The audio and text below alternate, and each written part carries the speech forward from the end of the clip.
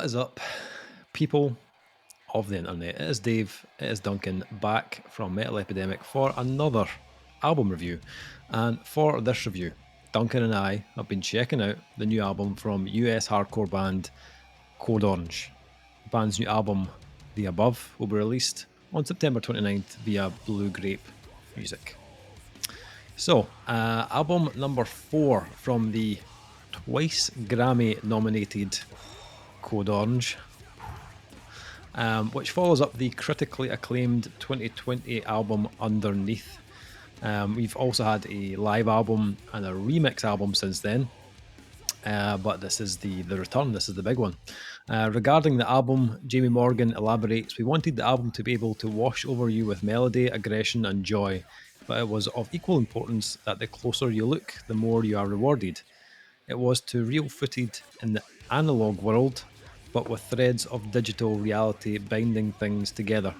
We wanted the sound and even the recording process itself to reflect that edict. So we enlisted Steve Albini at Electrical Audio to get the most real and raw version of the band possible, even recording us all at once in a room together for the first time in our career." The album is 14 tracks long. Bands just don't record in a room together. Like, I used to like, maybe we're just so old. Yeah, I thought that was just. I don't think there's maybe a bit. I think we are, but like the idea of like bands recording and not being in a room together kind of breaks my brain a little bit. How do they do it, Dave? I don't know. The album is 14 tracks long, runs about 51.5 minutes. Is self-produced by the band's Jamie Morgan and Eric Shade Balderos, with engineering from Steve Albini, or Albini, I'm not sure how to pronounce his name. Albini's how I pronounce it. So. The album is also the first to feature Max Portnoy, also of Tala, on drums. Okay, so safe to say this is probably one of the more anticipated albums of 2023, just kind of based off of the success of Underneath alone. Mm-hmm. The album was huge for the band. It appeared in a huge amount of end-of-year lists, and it kind of propelled Code Orange onto that kind of massive stage, touring with bands like Slipknot afterwards, performing at like WWE. So this follow-up, maybe it might come with a bit of pressure for any other band, but I really don't think Code Orange give a fuck, to be honest. I just get that feeling they don't really care about that kind of stuff. The singles kind of highlighted that to me a little bit. Underneath, were you a fan? Were you on the yes side for Underneath, like that album? Yeah. I mean, that album, I can't even, like, it's fucking not that long. I can't even remember. I'm sure it made my end of year list. Yeah, possibly. I think it scored really well on my end of year list. I think that to me was their kind of quasi coming out party, really, on the big stage. I think it's where they actually started to show they'd maybe been holding a little bit back in the previous releases, and I don't know if that's a case of, and a lot of bands do this, where they will tailor a song or a sound to get a record label, and then once you get that record label and a bit of freedom, the bigger influences start to work their way through into their sound. So you tend to find like bands usually on their second or third album start to actually sound a bit more like the band actually wants to sound, and maybe less than what it was that got them on the label to begin with. Some people can go with that, other people struggle. But I thought it was I didn't think it was. I want to also temper this. The fact they were nominated for a Grammy kind of blew my fucking mind, if I'm honest. I love that, but they were, just the way the Grammys work, they were never going to win it. But it was kind of cool seeing that up there with other massive artists of the day, and that's how you know you're onto something. Where you're being recognised not only by your fans but your kind of critical peers as well. Yeah. When they dropped the first couple of singles, I had a little quiet chuckle to myself, because when they dropped those tracks, I think it was Grooming My Replacement in the Game, Like those tracks had that kind of like same intensity, that kind of violence to it, like the kind of old Cold Orange kind of sound. But they were all also kind of misleading in a way because they clearly had a bigger plan at play Oh on yeah, this. because that's not the single I heard. The single, because we were talking about this today, the single I actually heard was the one that featured Billy Corgan. Yeah, Take Shape, yeah. Which, I remember when that was announced and I was like, yeah, okay then. Billy Corgan. Yeah, and then they followed up with Take Shape with Billy Corgan and Mirror. And then like the internet just went fucking like this. It was like, what the fuck happened to Code Orange? It was like all that fucking the usual shit when a band does something that people weren't expecting. Yeah, a band can't sound anything different than the last album they released, or half the internet fucking hates it. I mean, and I would first to say I loved Underneath. I thought it was a great album, but I didn't just want that album again. Like I didn't want to hear Underneath Part 2. So the kind of recent singles were probably the tracks that kind of got me more interested in this album, to be honest. So what did you think? What did you think of the above? How would you compare this? What was your thoughts on this one? So this is the last album out of the group that we kind of swung together for recording, which you will be able to piece together by the t-shirts we're wearing. So they recorded these as a batch. This was the last one, and the two reasons behind that. One, it's a stream. I fucking hate streams. I have no inclination to use them, especially the particular stream. I don't want to upset the record label and PR company, but iPool is one of the worst out of the lot. Fucking logs you out if you're inactive for like fucking 10 minutes and you need to remember your password. Pish. Anyway, right. Notwithstanding the technological issues, we'd had a conversation today in advance of me listening to this. The 3 times that I listened to it, so I did get through 3 listens, and you were like, I'm still thinking of, like, I've not even done notes or anything, which is unusual for you. You're usually kind of by record day you're pretty much set, and you were like, it's the one that's had me going backwards and forwards and different listens and all the rest. And I was kind of like, oh right, because I kind of thought, like, after listening to Take Shape, that was the only track I'd heard. So to me, that was an obvious single that had like all that single magic all over it. And it sounded like it had a kind of almost kind of Adore industrial Smashing Pumpkins element about it, which made sense with Billy Corgan being on it. So I was like, right, you've tailored your sound for your guest vocalist. That makes sense. Tons of bands do that. Cool. And I realised, like, right from the off, like, right from the very beginning, never far apart, when that kicked in, I was like, oh, right, we're dealing with something very, very, very different. Now, there's a couple of things that, to me, are really, really, really exciting about this one. I think, first and foremost, I think their grasp on melody and composition of melody has, like, almost... It's not even just leapfrogged. I mean, this is went into orbit. It's a completely different entity where the songs are like super memorable and the hooks are really, really, really, really well done and a kind of late 90s, early 2000s alt sort of thing. It's really, really, really smart. And we've seen a lot of bands kind of leaning into that recently, and that's that 20-year itch that they talk about where you start swinging into, you know, the bands that are coming up now grew up in households where their parents were listening to the music of 20 years ago, so that becomes something that becomes ingrained in the music reflects that. So you get that 20-year hook. Now, for a lot of people, that'll upset them because the 20 years ago is... It's alt rock, it's new metal, it's new wave of American heavy metal, it's metalcore, it's all those things. We're spitting distance to emo, by the way, so be prepared for that to come back.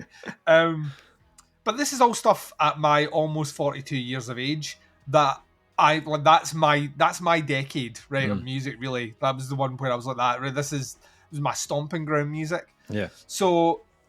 There's that aspect about it. Second thing is the industrial licks and samples and synths on this are fucking excellent. Like, genuinely excellent. There are fucking industrial bands out there right now who have been honing their craft for over a decade that don't have the chops that the above have. They're really, really, really, really smartly integrated. And there's tons of bizarre samples a la Nine Inch Nails, which I'm going to mention more than once here, on this, which I fucking love. And it's kind of probably the best era of Nine Inch Nails. So it's somewhere between Downward Spiral and The Fragile. There's a lot of The Fragile on this in terms of the quieter, more vulnerable moments, but some of the more abrasive elements and the kind of industrial samples and synths are definitely of the Downward Spiral era. Yeah. Now, I've mentioned melody and I've mentioned synths and all the rest, and I already can feel the testicle shrink of many a Code Orange fan. This album is still full of like fucking absolutely brutal breakdowns, beasting riffs, chuggy chuggy chuggy, double bass, you know, all this shit. It's still full of all that, but on this album in particular, it kind of feels like they've almost went for a shift of a 50-50 balance between the two. Yeah. And that's not necessarily a bad thing. It does add an element that I don't necessarily think completely works for me in terms of the actual track ordering. I think there's maybe one or two occasions where the transition between something softer into something heavier or something heavier into something softer doesn't necessarily feel merited. Yeah. Especially on the re-listens, I kind of felt they were a bit more jarring. But notwithstanding that, if you go track by track on this one, it's really, really, really well done. And you could spend easily half an hour just discussing the amount of bands it reminds you of. Yeah. And it is a wash of new metal. I mean, there's no getting around that. I wonder if part of that comes from some of the influences of the band, potentially. But I also think there's a bit of that comes in with the guitar and drum work, how that's synced up. There's lots of bits here that feel on the more aggressive side of where new metal went. And you get those bits that jump in and out really, really smartly just to ground tracks when they go off in a particular direction. But let's spend a bit of time to talk one about the collaboration with Billy Corgan, which I no doubt can imagine it upset a few people. I can also think that on some level it excited some people because it's different. You know what I mean? Bands like this don't do collaborations with artists like that. It'd be like Rage Against the Machine doing like a fucking collab with fucking Peter Gabriel. You know, it's just not going to happen. But it really, really, really works. On this one in particular, what I found was, when listening to Take Shape, was it had that kind of 90s alt kind of grungy meets metally sort of vibe in the background, but I had, like I mentioned before, that Adore style, which is one of my favourite things Smashing Pumpkins ever did, but because it's the one that was more kind of industrial. But has those elements in there, but it's all fresh and all very modern. Like everything on this sounds very modern, so it's their interpretation of older sounds. But I had a vibe in it where I was kind of getting to a point where I was like that, I don't even know how Billy Corgan's going to fit in this. And then he came in on the interlude. This is before conceptually listening to the full album. And when it kicked in, I was like, that's fucking genius. It's an absolute genius because it takes it in a darker, more melancholic sort of tone, pun intended. And it really, really matched up with it. But then it's where that would fit on the rest of the album. Knowing it was track number 3, I was a bit concerned. Never Far Apart is a beautiful opener. It has kind of haunting female vocals that come in parts. Really, really smart. Kind of use of synths and pianos and all the rest. And it feels grand. It feels huge. Like if you've come off the previous album, this feels like a C-mark change in direction. And it's really, really smartly done. It's the sort of song that bands would use as a closing track. And I love the fact that they're like, no, let's open with that fucking shit. And weirdly, the Above, which is the final track, which owes so much to fucking Nine Inch Nails, it might as well be called Hurt. You know, it bookends really, really, really fucking well. Like, really, really, really well. And that those elements I love. But you listen to tracks like Mirror, for example, which are like hauntingly beautiful. Like, it's such a beautiful sounding track, which has shades of the Deftones on it. but maybe less dark. You listen to tracks like I Fly, which is an out-and-out grunge banger. Like, just like fucking full in, lean into it. It's got all that alt snarl and it sounds great. But then, like, you come out of Mirror and you go into A Drone Opting Out of the Hive, which is just a heavy fucking, absolute beastie, like, Code Orange track. Lots of studio trickery and lots of electronic wizardry. Flies like kind of alt metal-y. Splinter the Soul's heavy as fuck. The game is heavy as fuck. And so they switch things up in a really, really interesting way. The guitar work is very impressive on this because it finds that kind of chuggy groove thing, but in the moments like Mirror, for example, where it has to open up and allow synths to raise things as well, it handles it really, really well. And from a songwriting point of view, I don't know if I'd ever really given Code Orange any respect in that capacity from the guitar. I always thought they were great riff meisters, but I didn't necessarily listen and go, that's a cool choice of chord or anything like that. And their transitional work there is fucking excellent. The kind of last couple of tracks really bring things down in a nice way. When you come through, circle through into But a Dream, I love that transition down because it feels like you're still getting a bit of punch, but it's bringing you into the above the title track, which is a fucking masterclass for me in closing songs. It leaves you on such an interesting note, and it feels huge. Like the whole album just feels like the band have kind of had that Grammys rub that we're talking about, and that's Grammys, not grannies. Had that Grammys rub, and they're like that, right? Bigger venues, guys, and everyone's like, "Yup," and they're away doing it. It's too much Pornhub with that incest shit. It's just fucking ruined me. So I love that aspect about it. I think the production's great on this. I think it is weirdly the way they described it is probably pretty apt. It does have a kind of doesn't feel wholly digital. No, not at all. But that is fucking peppered with glitches and sims, which no one's recording that in analog, right? You know what I mean? There's someone doing something here and using sims and studio manipulation and stuff, but it's used in the right way. And actually, the way it's been mixed and mastered together, thanks, Steve, actually fits really, really, really well. It kind of all sinks in. The last band I wanted to mention, because I said today I was going to mention this, I have a particular hard-on for a specific block of bands that all had this kind of neo-goth industrial new metal sound, and one of them, which was the unsung hero for me, was Professional Murder Music, who I think, memory serves, Professional Murder Music spun out of, was it Ultrastank? I want to say Maybe. they were. I think they were part of that, and then the band separated up, and Professional Murder Music became the driving force of the guitarist vocalist. And they had that first. Dave's going to fact check me. Their very first album, I love. I think it's fucking full of great tracks, and it's one of those ones that's been resigned to the dustbin of time that people just don't remember it. But you listen to tracks like Splinter the Soul, and it's all the way fucking through that. It is that. Was it? Human Waste Project. Human Waste Project, not band. fucking Ultraspank, for fuck's sake. I did well off the mark. Too many bands with weird names. But it reminds me a lot of that. Amy Echo? No. Amy Echo, who went on to play in The Start. Which is another band I love. Everything that those guys did afterwards, I fucking loved. I actually love more than Human Waste Project, if I'm being honest.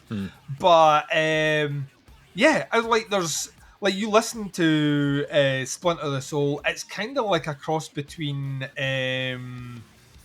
No You Don't from The Fragile by Nine Inch Nails and fucking Fall by Professional Murder Music. It like has those elements, and that's circa '99. Like those, like so, it grounds me back to that. And I know everyone just loves shitting on that era now because it's so fucking easy to take pot shots. No one was saying that during the time, and to be honest, I go back to those albums more than I go back to fucking a lot of other shit that came out maybe 5 years before that or 5 years after it. So I think it's a really cool move from them. I think it is a bold move from them. I think they probably will lose some people. I think they're going to gain loads, which is this. Like, if you're going to change up things or push more in a certain direction, you have to have faith that people will go with you. And I think in the case of this one, I think people were. I think my only issue, like I said before, is I think the songs overall on the album, there's a couple of hard switches between tracks that don't necessarily work for me. But overall, it's a fucking great album. It's a great follow-up. And it kind of makes me wonder, like, could Code Orange on the next album drop a lot of that more aggro metal stuff and go full alt? I think they probably could. I don't think they will. No. But I actually think if they did, they would release an absolute stunning album. I think they've shown more sides to them, more sides than a Rubik's Cube. And all of them are really, really interesting. They're a band that I can see now, having listened to the last three, I don't know what the next Code Orange album's going to sound like. No. And that's kind of exciting to be in 2023 and see bands continually pushing themselves, their songwriting abilities and whatnot is kind of awesome. I realise that I have just talked for like 15 minutes on this when I said I wasn't going to. Sorry. Did you finally get around to taking notes? I did. Cool. Yeah, I've listened to this 5 times now. And as I said to you today, like, I'd listened to it 3 times and I was just like, I don't know where to even start. I just didn't even know what. Like, my thoughts were just still weren't going to paper at all.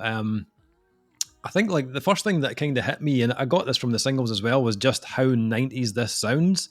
And that's without, you take Billy Corgan out of the equation, it still sounds very 90s. But even production alone, this is very different to Underneath, which was heavily digital in design and in style. This album goes in a lot of ways in the opposite direction of that production-wise, being far more natural and less processed in the guitars and the drum sounds. There's still, as you said, there's still a hint of it in there on certain tracks where they use bits of glitchy electronics, but I think it's more minimal than it was on Underneath. The guitars, the drums, and the vocals all very sound kind of rooted in that late 90s, kind of early 2000s sound.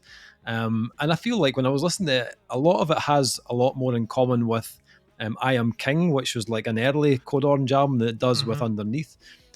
This album, musically and compositionally, in a lot of ways, feels like the band have just kind of flipped things around on the above. Where Underneath was very like clinical in its style and its direction, this is far more varied in style. As you said, you've got elements of grunge and new metal, industrial, fucking trip hop, hardcore, and it's got that huge alternative streak through it as well. There's so much more going on here. A little bit of Slipknot as well. You know what I mean? Like early Slipknot and those kind of pinchy guitar-y, like especially in the game. The game's got like things from like his fucking Jim Root Mick on this, like employ Slipknot guitarists. You know what I mean? It does. It just the techniques, and having seen them now tour with them, I wonder if that's been a little influence. Sometimes you find that, play with bands, you're like, that's really fucking cool, and you bring that energy back. And affects your songwriting. So. I think because of that mix, it does make this album a lot more melodic than Underneath, and it does hear the band inject much more emotion into their sound overall. I was kind of unsure what to expect with the rest of the album because the singles had been so kind of all over the place. But it's a really interesting album. I was like, my first listen, I was like a tennis ball with this album. I was like back and forth. I was like, what's going on? Like, what is actually happening here? But now that I've had like 5 listens to it, I do think overall this is a far more accessible album than Underneath. And I'm not against that at all. Underneath was a really pummeling listen, but weirdly this one was also more difficult to digest for me. It's each time I hear it, I feel like it kind of shows a little bit more of itself. But even now at 5 listens, I don't feel like it's fully even unraveled itself to me. It's weird. It's not as technically complex as Underneath, but it's more emotionally complex and far more layered than that album. Oh, there's weird samples, and I think it's either Theatre or Cruelty or Never Fall Apart, where there is a use of a sample which I'm sure is a sound from a movie I can't remember. Yeah. And it plays in a kind of I know that, what you mean. and I was like, the fuck is that? Yeah. And without banging the Nine Inch Nails drum like over and over and over again, Trent Reznor does that all the fucking time. And it's a cool thing, because the way they use it as well is not in the way that most bands use it. It actually sits under melody, which like you would usually use something like that under a heavier part to give it more oomph.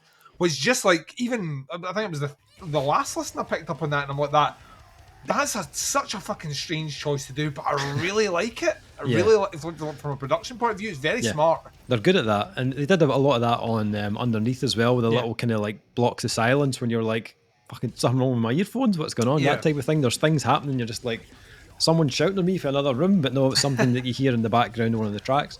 But I love that. I love they give us these curveballs on their albums, and you know, that's the kind of shit that gets people talking. But as you said, you still get that side that is very like visceral Code Orange that we know and love. And those heavy tracks are kind of scattered right throughout the album. Tracks like Theatre of Cruelty, which had quite a bit of Deftones in the melody, but is also bolstered with those kind of like savage, kind of twitchy hardcore breakdowns they're known for. Drone Opting Out of the Hive is another one. There's a little bit of like System of a Down in the kind of harmonic runs that they do. Vocally, it reminded me a little bit of King 810, that kind of vocal delivery as well. Those tracks are like monstrously heavy. The Game, as you mentioned as well, obnoxiously heavy guitars and guttural vocals. Same with Grooming My Replacement, which just like goes hard for 3 minutes, and it's very like groove laden with this like new metal hardcore kind of mashup, but it's got like blast beats in there as well, intense pace, weird like electronic sounds. Then you've got the big kind of discordant breakdowns that they're known for as well.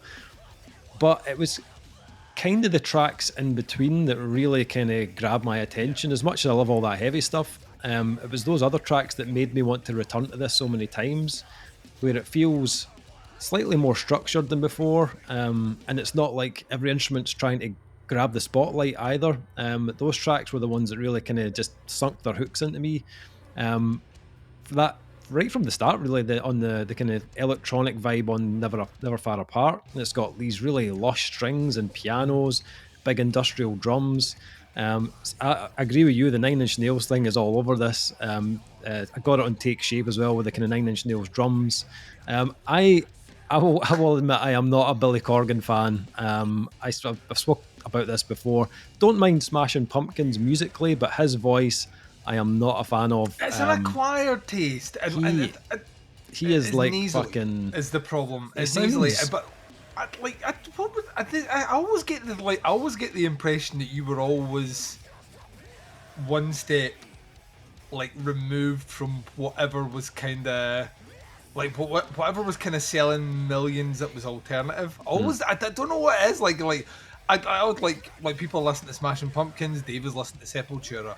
Like, you know what I mean? It's just his voice. I just can't deal with it. Like, it sounds like a cat being sat on. I can't listen to it at all. It's not that abrasive on this one. Oh, it's horrible, man. As soon as his voice kicked in, I was like, oh, fuck off, man. So yeah, I'm not a fan. But as I said, I don't mind them musically, and that kind of Pumpkins type influence is on this album quite a few times. I got it on Snapshot and Circle Through as well, which leans into that more kind of grungy vibe. For me though, one of the highlights has to be Mirror. I think Mirror is fucking awesome. It's a great track. It reminded me of, like, see when we listened to that last Load album, yeah, and we were like, holy, like it just felt like, like where the fuck did this come from? Just like painted. Like weird kind of musical landscapes of just absolute, like it was like walls of beauty just hitting you in the face. Yeah. And that's what this is like. Is the track that is unlike any other track on this one, but it's the one, because of the elements in it and vocally and all the rest, actually connects everything together. It's a really, really, really, really well done song. Like, very really clever. Well done. Stroke of genius on the album. I love that kind of stripped back. There's not any real kind of like band instrumentation on it. It's all very layered with these kind of dreamy, kind of gothic strings and electronic drums. But I think most importantly, it is very much focused on the melody, and a great hook on that track from Reba Myers. You've also got like Splinter the Soul, which again is very heavy in the industrial elements, but it's got this kind of hip hop type back into it. Again, a great chorus that will stick with you afterwards. But a Dream, which is leaning more into that kind of 90s alternative style. Again, some nice, well placed electronics. Great bass line on the track as well. And another really good kind of array of vocal styles. I think vocally, this is probably the best thing that the band have ever done. Yeah. Super varied. It's got a bit of everything from Jamie Morgan, who I think has delivered his best vocal performance yet. I think the melody is very, very cleverly used on the album. But shout out to Reba Myers, the guitarist, because her vocals add this huge kind of emotional streak to the album. Like on Never Far Apart and Mirror, who she does most of the vocals on that track. I'd love to hear more of her do more vocals on future albums going forward. This is an album that just kind of entices you back again and again. And every time I hear it, I feel like I hear something else that I missed, or the hooks just kind of get a bit deeper. I think you're right. I think some might be disappointed with this album because some of it feels like a step back in terms of the heaviness and the technicality. But this isn't like an album full of ragers. If anything, I'd say this is an album that shows how much this band have evolved since Underneath. I think the songwriting has progressed massively, if you ask me. It may not be as dark and maybe even as uncomfortable as Underneath, but I think the spectrum of styles they've managed to weave together and make them sound cohesive is really impressive. I don't think every track is a home run. And I don't know, I'd maybe argue that the album is a touch long, but that aside, I think this album has more repeat listen reward. I think I rinsed like Underneath fucking dozens of times in the first few weeks when it came out, but I actually haven't gone back to it that much since. I think this album will be something that I return to a lot more because there's more layers to it. It's not just all on the surface. It's heavy, but it's got great hooks and just that kind of wide range of styles. It's not maybe the most. It's not as instantly kind of jolting as Underneath the first time you hear it, but it's not the same type of album. This is an album that kind of plays the long game. I think it gets more impressive over time, and each time I hear it, I like it a little bit more. Oh yeah, my third listen was completely different to my first. Yeah, completely different. Yeah. I think the word that I would use to describe Code Orange in 2023 is potential. Yeah, I think they're living up to their potential. I still don't think they've reached their apex potential yet, but I actually don't, and that's even more exciting. I think these guys must go to reflect that I think they have a masterpiece in them. Oh, yeah. I don't think they're that far away from it, to be honest with you. I think they're just a little bit of refinement on what they're doing, but they're on the right track. Yeah. Last thing, what we're going to score the Above by Code Orange. What are you thinking?